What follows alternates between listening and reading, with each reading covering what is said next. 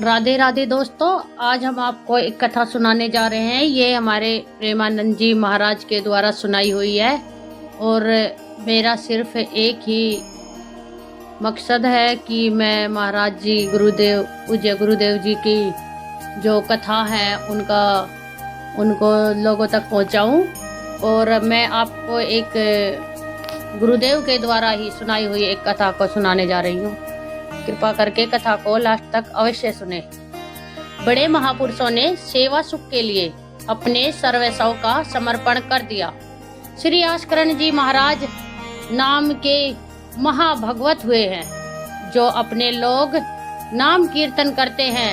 श्रृंगार आरती के बाद आस्करण मधुकर जयमल ने हरिदास जन दासा ऐसा आता है। तो आस्करण जी के इष्ट श्री राधा मोहन जो थे, इन्होंने विचार किया कि राजकाज में हर क्षण कोई ना कोई जब कोई सेवा में बैठते तो राजा तो आप यह सलाह ये से श्री आस्करण जी ने अपनी सेवा को सुरक्षित रखने के लिए, ये नरवनगढ़ के राजा हैं।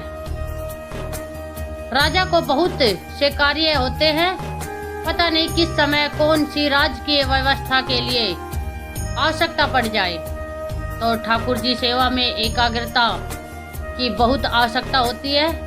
अगर तन्मयता नहीं तो फिर बिगड़ जाएगा काम।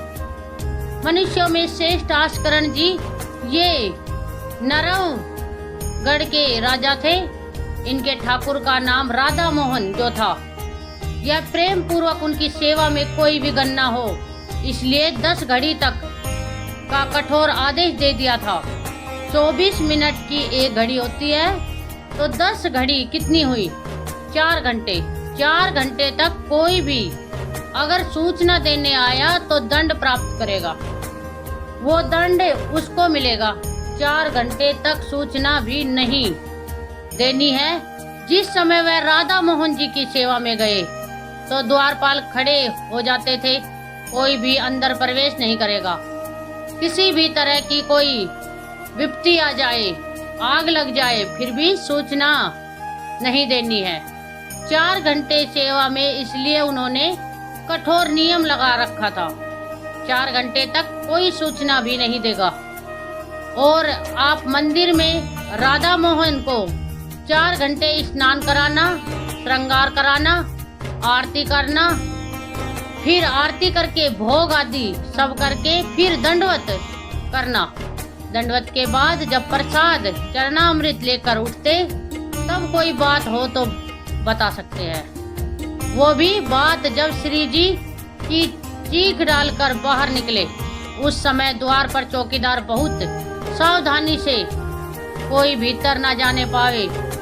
देखो, महापुरुषों से हमको शिक्षा मिलती है कि हम कैसे ठाकुर सेवा करें। ठाकुर जुगल किशोर हमारे, इनकी सेवा हम कैसे करते हैं। आप 4 घंटे एकाग्रचित होकर केवल सेवा में ही डूबे, बड़ा सुख मिलता है। भक्तों के नेत्र अलग होते हैं तो प्रभु उनका रसास्वादन भी अलग ही करवाते हैं। एक बार क्या हुआ, उस कार्य से नरवरगढ़ में दिल्ली के बादशाह का आगमन हो गया। बादशाह जो सैकड़ों राजाओं के ऊपर होता था, और ये नरवरगढ़ के राजा थे। उसने आज्ञा करी, जाओ आस्करण जी को हमारे सामने जल्दी लिवा करके लाओ। और आस्करण जी का नियम था, राधा मोहन जी के मंदिर में गए तो सख्त आदेश, कोई सूचना नहीं पहुंचाएगा। सब आस्करण जी के जो रक्षक थे उन्होंने मना कर दिया, नहीं महाराज, ये आपकी सूचना भी नहीं पहुंच सकती, 4 घंटे आ ही नहीं सकते। आस्करण जी, उसको बहुत क्रोध आया। बादशाह है वो तो, मैं आदेश कर रहा हूँ, एक छोटे राजा के सेवक हमें जवाब दे रहे हैं। बादशाह ने आज्ञा का उल्लंघन, इससे बड़ा क्रोध हुआ और उसने बड़ी सेना बुलवा ली और सेनापति को आदेश किया कि जाओ बोल दो, नगर का नाश करवाना चाहते हो या हमारी आज्ञा का पालन करना चाहते हो। परंतु आस्करण को भेजो, अन्यथा पूरी सेना पलात नगर को नष्ट कर देगी और जबरदस्ती आस्करण को बंदी बना लिया जाएगा। बादशाह का आदेश। देखो, परीक्षा होती है। जब यह आदेश हुआ, सेनापति आया निज दूतों से जो अंगरक्षक द्वारपाल उनसे कहा। सब ने कोई उत्तर नहीं दिया। 4 घंटे तक हम अपने राजा को सूचना भी नहीं दे सकते। जो तुम्हें करना हो करो, यह बड़ी बात थी। बादशाह का हुक्म, बादशाह के सेनापति का हुक्म सेवा में विघ्न न पड़ जाए, इसलिए कठोर नियम लिया था। पर सबके हृदय में घबराहट थी कि अब क्या होगा। जब बादशाह नाराज हो गया, सेना आ गई, सेनापति आ गए, अब क्या होगा। सेनापति ने बादशाह से कहा कि अब क्या हुक्म है। वहां से मना हो गया है। आपकी आज्ञा का उल्लंघन, हमारी आज्ञा का उल्लंघन, हमारा भय दिखाना सब व्यर्थ चला गया। बादशाह ये बड़ा आश्चर्य हुआ कि ये आस्करण जी के पास सूचना ही नहीं पहुंचाई जा रही और हमारे भय का इसके ऊपर कोई असर नहीं। पर आस्करण जी बहुत साधु प्रकृति के थे, बड़े प्रियजन हैं। आक्रमण करना तो उचित नहीं। मैं स्वयं जाकर के देखूं क्या बात है। राजा थोड़ा भाव से युक्त हुआ, नहीं तो रजोगुण में फिर ऐसा भाव कहाँ होता है। पर आस्करण जी की भक्ति का प्रभाव कि उसके ये देखो चल के आखिरकार है क्या। बादशाह स्वयं आया। राज कर्मचारी अब विचार में पड़ गए कि बादशाह को कैसे रोका जा सकता है। सब जितने उनके अंगरक्षक सबको रोक दिया। यह बड़ी बात है। यह है भगवान की आराधना का बल। नहीं, बादशाह को कौन रोक सकता है। एक छोटे राजा है, उनके सैनिकों ने, द्वारपालों ने रोक दिया और बादशाह से कहा, राज आज्ञा का उल्लंघन हम नहीं कर सकते। ना हम सूचना दे सकते हैं और ना किसी और को अंदर जाने दे सकते हैं। किसी और को अंदर नहीं जाने दे तो हम जा सकते हैं। बोले, हाँ आप बादशाह हैं, आप जा सकते हैं, लेकिन आपके साथ कोई नहीं। बादशाह राजी हो गया। देख आखिरकार अंदर क्या है। वहां जाकर देखा तो आस्करण जी की सेवा हो चुकी थी संपूर्ण। अब वो दंडवत कर रहे थे। आस्करण जी अपने ठाकुर की संपूर्ण सेवा करके दंडवत अपनी पूरी कर रहे थे। अब जैसे 108 दंडवत तो समय लगेगा। आस्करण जी साष्टांग लेट के दंडवत कर रहे थे। अब कोई बादशाह आ जाएगा तो बादशाह कोई साधारण तो है नहीं। उसकी बाजू बंद, उसके सब झनन भनन आवाज तो होती है। पता भी चलता है कि कोई आ गया। मुड़ के भी नहीं देखा बादशाह की तरफ, बस बार बार साष्टांग दंडवत खड़ा खड़ा देखता रहा। 108 दंडवत 2-4 हो तो बड़ी देर हो गई। ना बादशाह से बात, ना सलाम, ना कोई, बस वो अपनी साष्टांग दंडवत यह होना चाहिए। आप श्रृंगार कर रहे हैं तो श्रृंगार में भी दृष्टि होनी चाहिए। दंडवत कर रहे हैं तो किसी की तरफ नहीं, सिर्फ दंडवत के सामने। प्रिया प्रियतम है, हम बार बार दंडवत कर रहे हैं। यह उपासकों की एक एकाग्रता होती है। भला सोचो, बादशाह पास खड़ा है तो ऐसे लेटे भी तो देख सकते थे, बिल्कुल नहीं देखा। राजा को, बादशाह को बड़ा आवेश आया कि इतनी देर से मैं खड़ा हूँ, पहले तो वही सब ना करते रहे, इतनी देर से खड़ा हूँ ना कोई प्रणाम, ना नमस्कार, ना हमारी तरफ देख रहा है। ये क्या है। तलवार निकाली और साष्टांग दंडवत कर रहे थे तो मारा, एक पैर की एड़ी कट गई। एड़ी कट गई, खून बह रहा है। साष्टांग दंडवत, फिर भी खड़े, फिर साष्टांग दंडवत, फिर खड़े, फिर साष्टांग दंडवत। बिल्कुल नहीं देख रहे कि एड़ी कट गई। सोचो जरा यह भक्त की निष्ठा है, उपासना की। यहाँ तो अगर एक चींटी काटेगी तो थोड़ी देर लौट के पहले देखेंगे क्या हो रहा है, फिर दंडवत। एडी कट गई, लेकिन किसने काटा ना यह बात देखी। एडी कटना कोई साधारण बात समझते हो? तलवार से पूरी एडी काट दी। कोई दुख नहीं, रक्त स्त्राव हो रहा है। अपने नियमानुसार कटी गई एडी टेडी ना भय करी ना तो आ निकला ना गुस्सा किया। किसने ऐसा कर दिया? करी नित नेम रीति धीरज दिखा। धैर्य पूर्वक 108 दंडवत पूरी की। पूरा जब संपन्न कर लिया, इसके बाद पीछे हटे, चिक गिराई, क्योंकि समझ चुके थे कि यहाँ तलवार चलाने की हमारे ऊपर हिम्मत केवल बादशाह की हो सकती है, दूसरे की नहीं। कोई साधारण राजा नहीं, माँ भगवत और महाबली हैं। इसलिए हमारे ठाकुर का सुख पूर्वक अब शयन हो। चिक डाली। आस्करण जी ने जब चिक डालकर पीछे मुड़कर देखा तो बादशाह तो शिष्टाचार के अनुसार जोहार किया। राजा की भगवत सेवा नियम निष्ठा यह देखकर बादशाह बहुत प्रसन्न हुआ और कहा, मैंने आज देखा ईश्वर के प्रेम की सच्चाई को। तुम्हारे में थोड़ा भी पना नहीं, थोड़ी भी स्थिरता नहीं। तुम अपनी निष्ठा के धैर्यवान वीर हो। बादशाह ने आस्करण जी से भगवत प्रेम संबंधी कुछ चर्चाएं की और विचार अपने प्रकट किए कि आज मैं बहुत खुश और सौभाग्यशाली हूँ कि तुम्हारे जैसा राजा मेरा जन है, बड़ा है, हृदय रस में डूब गया। बादशाह का यह है, देखो सच्चाई भक्त की नहीं, बादशाह के हुक्म को टाल देना, सेनापति की आज्ञा का उल्लंघन कर देना। बादशाह आया है, साष्टांग दंडवत, कोई उसका आदर ना करना, ये सब भारी अपराधों में आता है। नहीं, बादशाह आया और फिर दंडवत हो सके नहीं, पहले उससे बातचीत होगी, बाद में दंडवत होगी।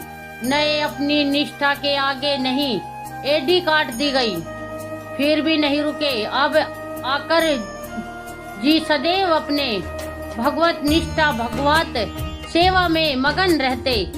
राजा बहुत प्रसन्न होकर के कहा कि अब जिस कार्य के लिए हम आए थे, अब उस कार्य की जरूरत नहीं है।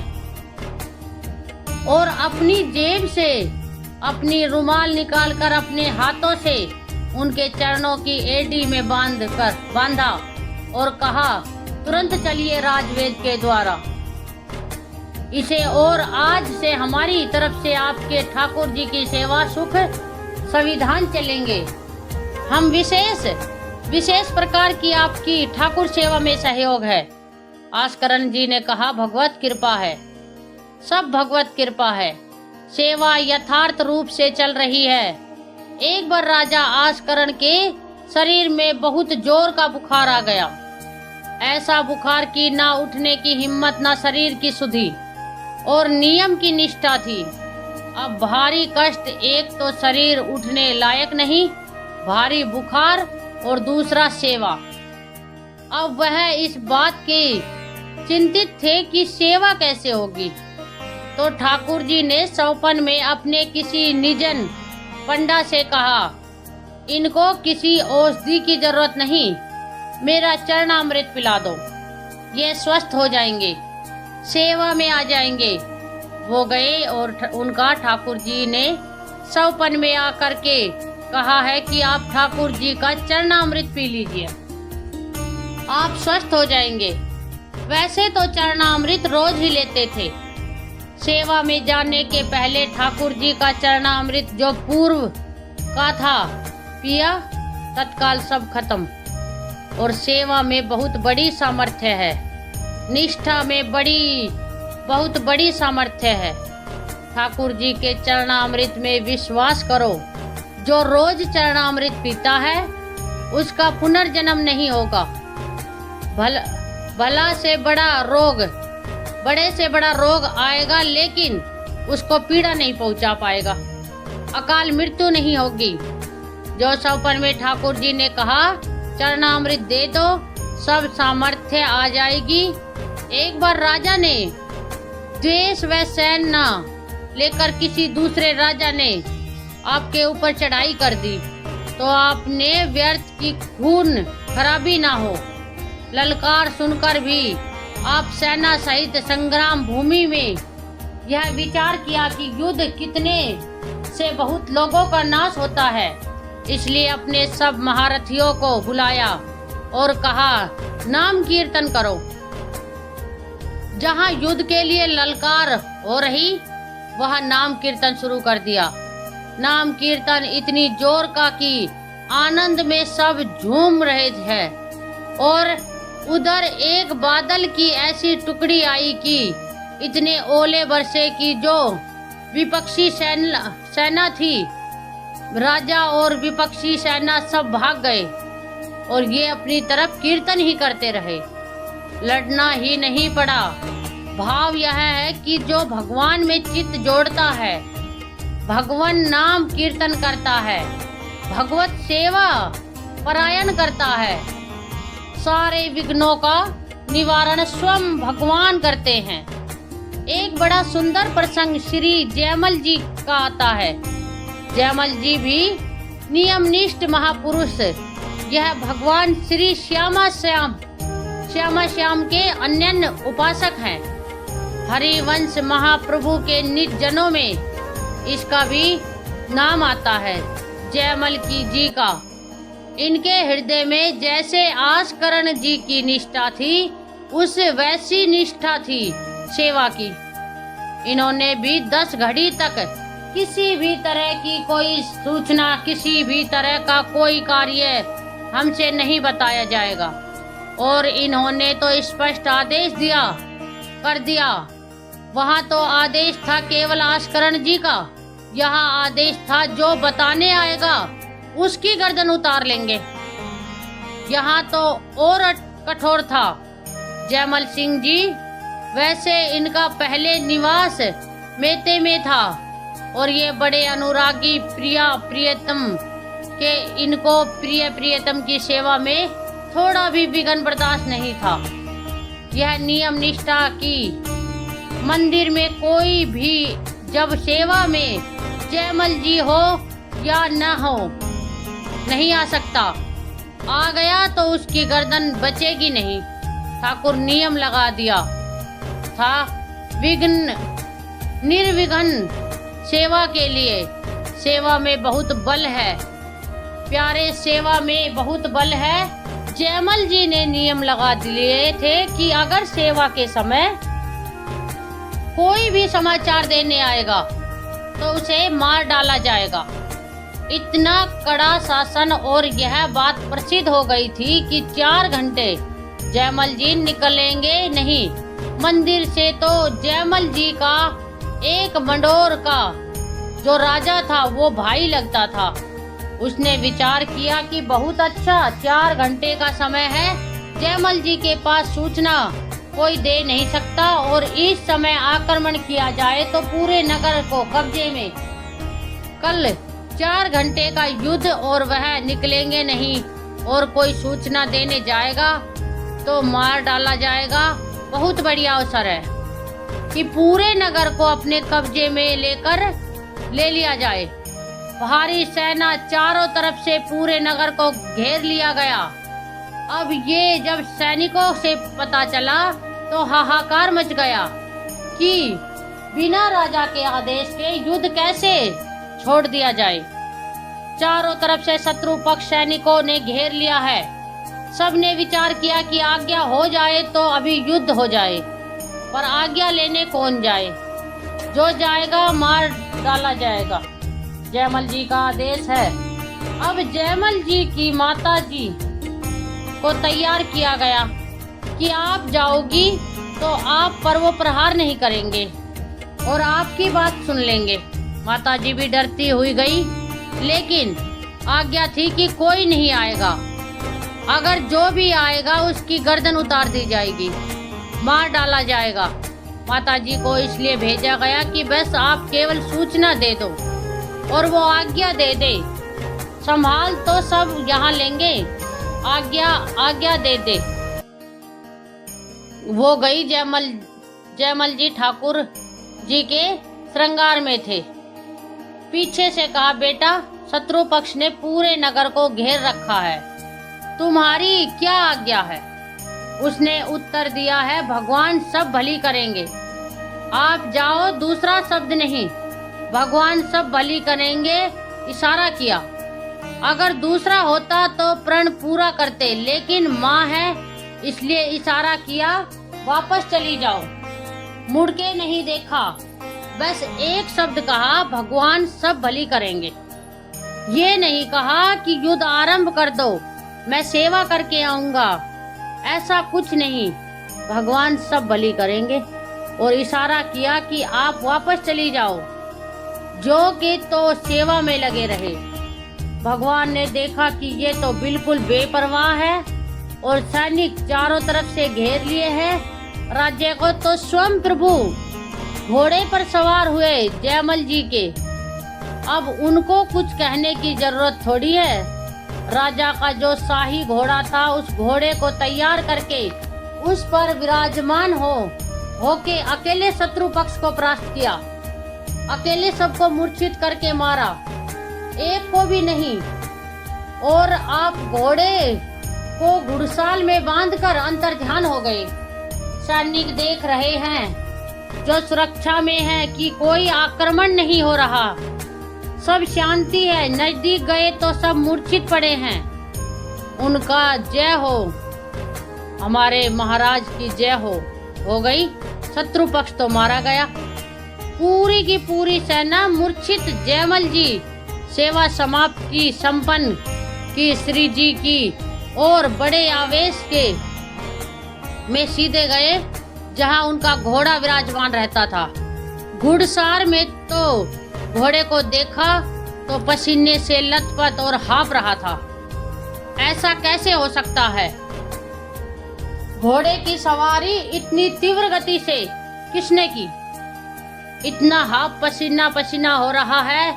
तो जो घोड़ा तैयार करते थे वह साथ में थे जयमल जी के। उन्होंने कहा कि प्रभु, घोड़े को तो ले जाते हुए किसी ने नहीं देखा, पर घोड़े की हालत तो ऐसी जैसे बहुत दौड़ाया गया हो, बहुत मेहनत की गई हो। उन्होंने कहा, ठीक है, चलो, इस समय विचार करने का विषय नहीं, दूसरे घोड़े को ले आओ। राजाओं के पास कई घोड़े और सैनिक सजाओ, वहां चलो। तो उन्होंने कहा, प्रभु वहां चलो, वहां तो सब मारे गए हैं। किसने मारा? वहां जाकर देखा तो सब सेना घायल और मूर्छित पड़ी थी, जान से कोई एक भी नहीं मरा था, और जो राजा वो भी घायल। जयमल जी नजदीक गए, देखा तो कि मेरा वो भाई ही है, मेरा शत्रु बन के आया है। तो वो रो के कह रहा था कि भाई, मुझे नहीं पता था कि तेरा सांवला सिपाही एक ही इतना बलवान है। मैं कभी युद्ध में नहीं आता, मैंने कभी तुम्हारे उस वीर को नहीं देखा। वह सांवला सिपाही कौन था जिसने अकेले मेरी सारी सेना को मूर्छित कर दिया और मुझे बाण से तो घायल किया और नेत्रों से ज्यादा घायल कर दिया। एक बार तुम दिखा दो अपने उस सांवले सिपाही को, मेरा हृदय तड़प रहा है उसके लिए। उसकी वो सुंदर चितवन, उसकी मुस्कान ने मेरा मन हरण कर लिया। शत्रु पक्ष की यही ऐसी बेरी भी जिनको प्यार करे वो प्रभु का रूप है। ये बेरी राजा क्या कह रहा है? बाणों से तो घायल ही कर दिया, नेत्रों से भी घायल कर दिया। एक बार उसको दिखा दो जो उसका सिपाही है, सांवला सिपाही। जो जयमल जी ने प्रेम विभोर होकर कहा, तुमने देखा? मेरे तो नैन तरस गए, तुम्हें दिखाई दिए? आज तक मैंने नहीं देखा। और जयमल जी के आंसू चलने लगे। वो समझ गया कि सिपाही कोई और नहीं, जयमल जी जिनकी आराधना करते भगवान श्याम सुंदर है, वह अपने भक्त की रक्षा करने के लिए आए।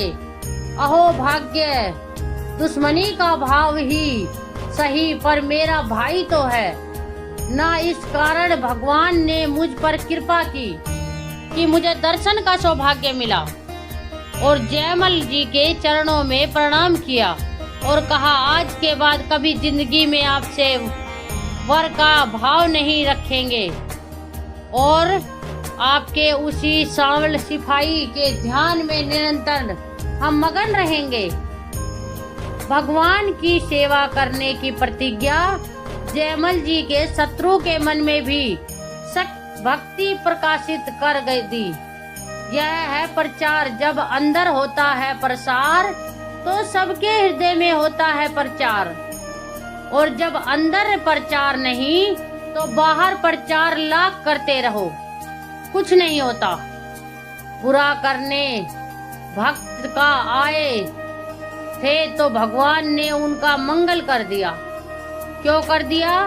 किसी भी तरह से भक्त का संबंध तो है, भक्त का भाई तो है ना, मंगल हो सकता है, हो जाता है किसी, इसलिए कहा जाता है कि वह कुल वो परिवार धन्य है, भले ही किसी भाव से सही।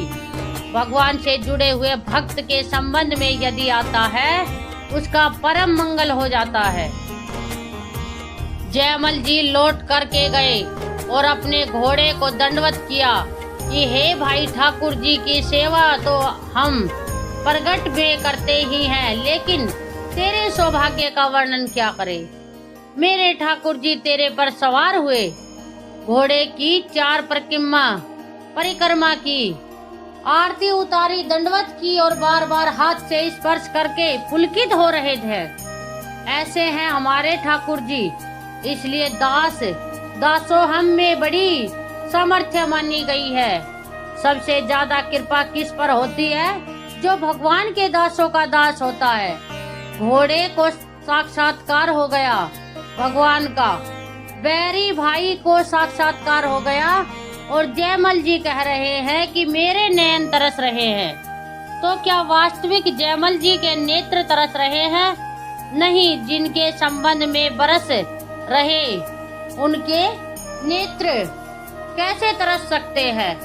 पर यह है ही इतने प्यारे कि तन मन के बिखरे नहीं, पर चाहा बढ़े दिन रह रेन, कब संयोग न मान देख भारी भारी नैन। कथा यहीं पर समाप्त होती है। दोस्तों, आपको आज की यह कथा कैसी लगी?